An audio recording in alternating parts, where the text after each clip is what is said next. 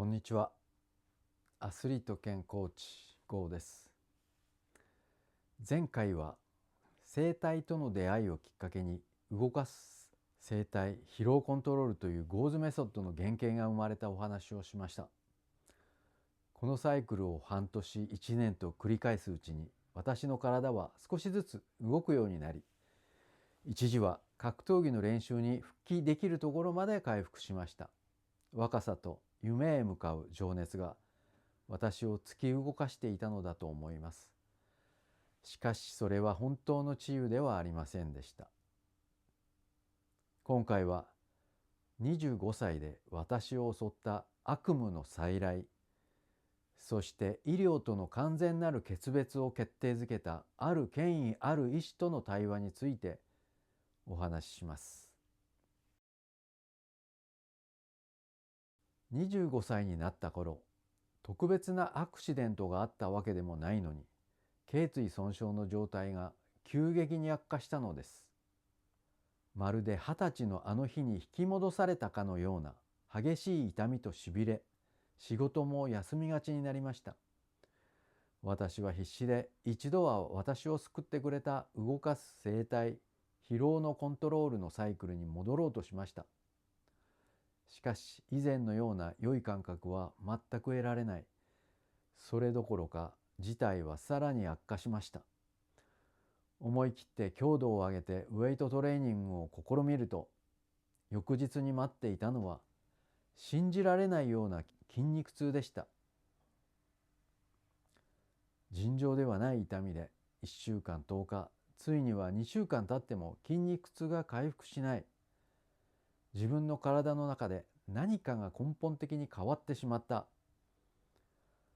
これまで築き上げてきた改善コントロールの概念が全く通用しない現実に突き当たってしまったのです。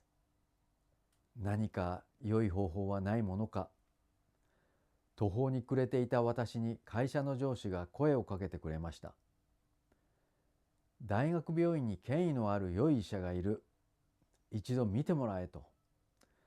正直病院には行きたくありませんでした。かつての悪夢のような出来事が頭をよぎります。しかし今回はそんなことも言っていられない。最後の望みにかけて私はその権威ある医師を訪ねることにしました。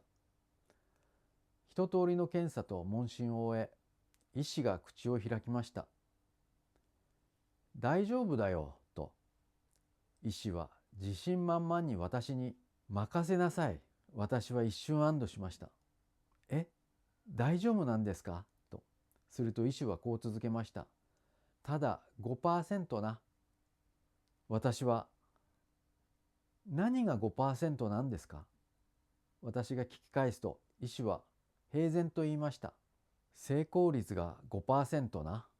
私は、は 5%？ 私の頭の中で言葉が反芻しました。95% 失敗するってことか。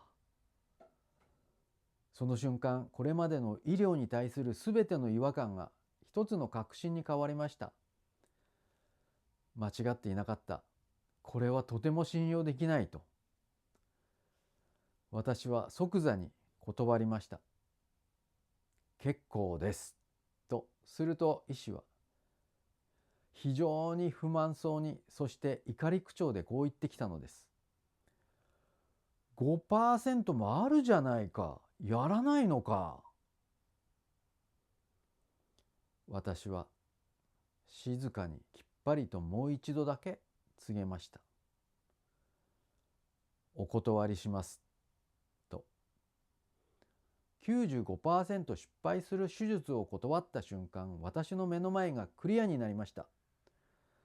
そこにあったのは怒りではなく、自分の体は自分で治すという揺るぎない信念でした。絶対に自力で克服してみせる。この決意こそが私を突き動かす最後の推進力となり、ゴーズメソッドをゼロから構築する原点となりました。この自分で治すという揺るぎない信念から、私は過去の経験をすべて洗い直し、独学で生理学、運動生理学、解剖学、栄養学などを学び、理論と実践を徹底的に積み上げました。この時期に形成された体との対話こそが今のゴーズメソッドの核となっています。現在還暦を迎えましたが、今も薬は必要なく、ドラッグストアの風邪薬や頭痛薬、漢方も必要としません。またマッサージ、整体、鍼灸も一切必要なく、ジムでウェイトトレーニングもやっていませんが、こうして体を自在に操り、一定の体脂肪を維持できる健康な体となりました。もし今あなたが私と同じように自分の力でこの体をもう一度取り戻したい、そう心から本気で願っているのであれば、私に連絡をください。私はあなたとメソッドの哲学を共有し、あなたの回復の道しるべとなれることを願っています。私の経験やこのメソッドの経歴については、ウェブサイトのプロフィールページに時系列でまとめてあります。ウェブサイトの URL は www.gojpus.com です。コンタクト、お問い合わせまたは YouTube のチャンネル説明欄に記載してあるメールアドレスからご連絡ください。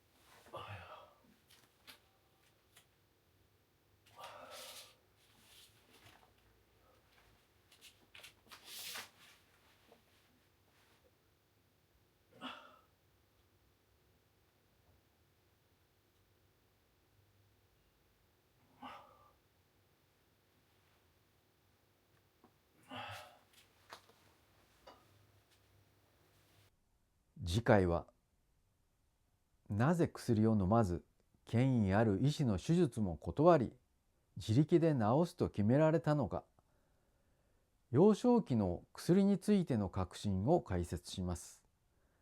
私の経験が今絶望の中で答えを探しているあなたの道しるべとなれば幸いです。また次回お会いしましょう。